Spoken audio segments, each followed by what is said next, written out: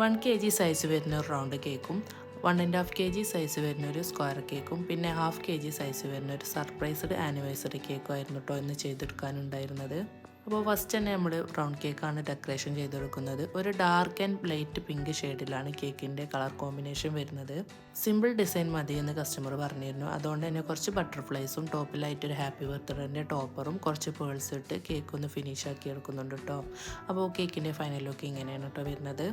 തന്നെ നമുക്കൊരു സ്ക്വയർ കേക്കാണ് കേട്ടോ ചെയ്തെടുക്കാനുള്ളത്. ഇത് സെയിം കേക്കിൻ്റെ കൂടെ തന്നെ അവർക്ക് സെർവ് ചെയ്യാനുള്ള കേക്കാണ്. അപ്പോൾ ചെറിയൊരു ഡിസൈൻ കൊടുത്താൽ മതി എന്ന് കസ്റ്റമർ നമ്മളോട് പറഞ്ഞിരുന്നു. അപ്പോൾ അതേ സെയിം കളർ കോമ്പിനേഷനിലാണ് കേട്ടോ ഈ കേക്കും നമ്മൾ ചെയ്തെടുക്കുന്നത്. അപ്പോൾ 1.5 kg സൈസിലാണ് കേട്ടോ ഈ കേക്ക് ചെയ്തെടുത്തിട്ടുണ്ടായിരുന്നത്. then നമുക്ക് കേക്കിൻ്റെ ടോപ്പിലായിട്ട് കുറച്ച് റോസറ്റ ഡിസൈനാണ് കേട്ടോ കൊടുത്തിട്ടുണ്ടായിരുന്നത്. പിന്നെ നമ്മൾ കുറച്ച് പേൾസും ഇട്ട് കേക്കൊന്ന് ഫൈനൽ ലുക്ക് ഫിനിഷ് ആക്കി എടുക്കുന്നുണ്ട്. then നമ്മളൊരു ആനിവേഴ്സറി കേക്കാണ് കേട്ടോ ചെയ്തെടുക്കുന്നത്. ഇതൊരു സർപ്രൈസ്ഡ് ആനിവേഴ്സറി കേക്കാണ് കേട്ടോ. അതുകൊണ്ട് തന്നെ ഇതിൻ്റെ ഉള്ളിലായിട്ട് ഒരു ഫോൺ ഹൈഡ് ചെയ്ത് വെക്കാനുണ്ടായിരുന്നു.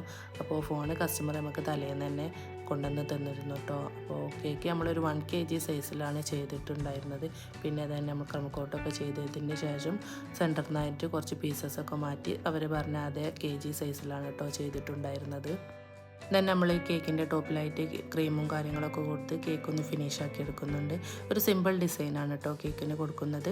ഈ ടൈപ്പ് കേക്ക് ചെയ്യുന്നത് കുറച്ച് റിസ്ക്കില്ല പണിയാണെങ്കിലും പിന്നീട് കസ്റ്റമറിൻ്റെ വീഡിയോസും റിവ്യൂവും കാര്യങ്ങളൊക്കെ കിട്ടുമ്പോൾ ഒരു പ്രത്യേക സന്തോഷമാണ് കേട്ടോ.